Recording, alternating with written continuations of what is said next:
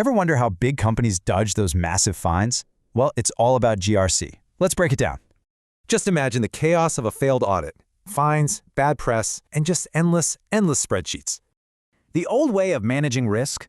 Honestly, it was a mess. Data was all over the place, totally reactive. So what's the fix? It's a framework called GRC. Think of it like a company's central nervous system. It's really got three parts: setting the rules, handling threats, and then proving you're actually following them. And ServiceNow takes this idea and amps it up, turning GRC into what they call IRM. And this is way more than just a name change. We're talking a total shift from defense to offense. You get specific apps for everything: policy, risk, audits, all right there in one spot. It's pretty neat. So teams get their own custom views. They see exactly what they need to see, and nothing else. All right, let's make this real. We're going to follow a threat from start to finish inside the platform. Okay, so it all starts with monitoring. The system spots a vulnerability, and bam, an alert goes up. Right away, an issue gets logged.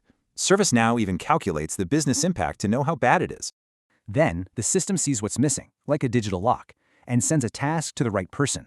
And once that patch is in place, the system checks it and the risk score drops, all automatic. And this is where it gets cool. That one little issue, it's now visible all the way up. This approach has some huge payoffs. I'm talking a 70% drop in bad audit findings. So who's actually doing all this work? Well, it's not just one person, it's a whole team. Thinking about one of these roles? Then you've got to know GRC. Let's do a quick interview lightning round.